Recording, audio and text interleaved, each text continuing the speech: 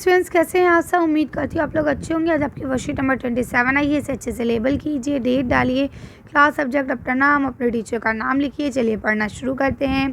प्यारे बच्चों, पिछले इकाई पत्रिका में हमने लेखक प्रेमचंद द्वारा लिखी कहानी नादान दोस्त के एक भाग के बारे में पढ़ा और जाना कि केशव और श्यामा दोनों ने चिड़िया के बच्चे के लिए सुख सुविधा का प्रबंध करते हैं, परंतु उसका प्रभाव गलत पड़ता दिखता है। और अब आगे, ठीक है, तो उसका प्रभाव गलत क्या पड़ा और क्या हुआ, चलिए देखते हैं। तो लिखा है, आइए देखते हैं इस गद्यांश में क्या कुछ नया सीखने को मिलता है और हम इसे किस प्रकार अपने जीवन से जोड़ पाते हैं।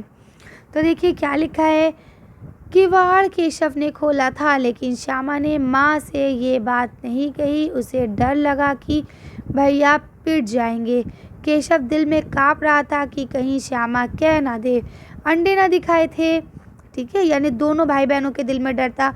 बहन भाई से प्यार कर रही थी, वो ये सोच रही थी कि अगर मैंने भैया का नाम ले लिया तो भैया पिट जाएगा, और भैया के दिल में इस चीज़ का डर था कि कहीं श्यामा वाकई मेरा नाम ना ले ले, क्योंकि उसे अंडे नहीं दिखाए थे, है ना। इससे अब उसको श्यामा पर विश्वास ना था। श्यामा सिर्फ मोहब्बत के मारे चुप थी या इस कसूर में हिस्सेदार होने की वजह से, इसका फैसला नहीं किया जा सकता।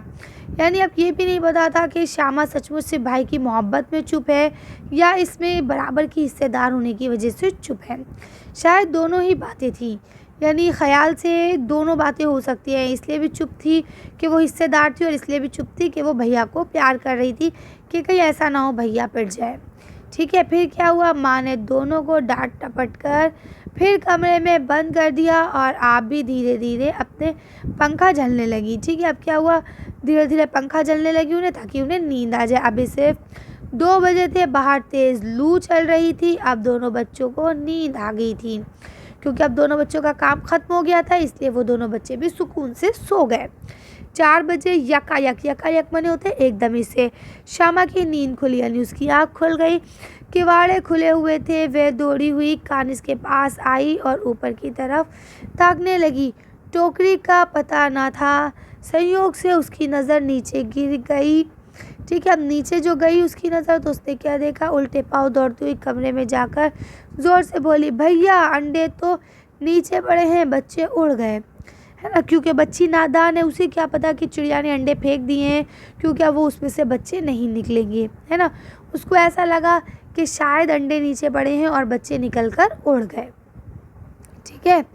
अब आगे तो देखिए क्या लिखा है। चलिए अब अपनी समझ को परखते हैं और सही विकल्प के आंसर दिखते हैं। तो यहाँ लिखा है, किवाड़ किसने खोला था, तो किसने खोला था, केशव ने खोला था, ठीक है। इसके बाद लिखा है, यकायक का क्या मतलब होता है, अचानक से, ठीक है। इसके बाद क्या लिखा है, केशव को श्यामा पर विश्वास क्यों ना था, क्योंकि उसने उसे अंडे नहीं दिखाए थे, ठीक है। आगे देखिए क्या है, यकायक नींद खुलने पर श्यामा ने क्या किया। तो चलिए देखते हैं इसका आंसर। आंसर यहाँ से लिखेंगे, 4 बजे यकायक श्यामा की नींद खुली तो वह दौड़ी हुई कानिस के पास आई और ऊपर की तरफ ताकने लगी। अगला क्वेश्चन ये आपको लिखा है, श्यामा ने किवाड़ खोलने की बात माँ से क्यों नहीं कही, अपने शब्दों में लिखिए। इसका आंसर यहाँ से लिखेंगे, किवाड़ केशव ने खोला था, लेकिन श्यामा ने माँ से ये बात नहीं कही। उसे डर था कि कहीं भैया पिट ना जाए, है ना। अब यहाँ देखिए आपको गतिविधि दी गई है। क्या आपने अपने बचपन में कोई इस तरह की हरकत की है, याद करके लिखिए। तो भाई मैंने तो नहीं करी, मैं तो नहीं लिख रही हूँ। अगर आप लोग ने की है तो आप उसे लिख सकते हैं। फिलहाल आज की वर्कशीट को हम यही ख़त्म करते हैं। आज की वीडियो में बस इतना ही। अगर आपको हमारी वीडियो पसंद आई हो तो प्लीज़ इसे लाइक और शेयर करें। अगर अभी तक आपने हमारे चैनल को सब्सक्राइब नहीं किया तो प्लीज़ हमारे चैनल को सब्सक्राइब करें। Thank you for watching.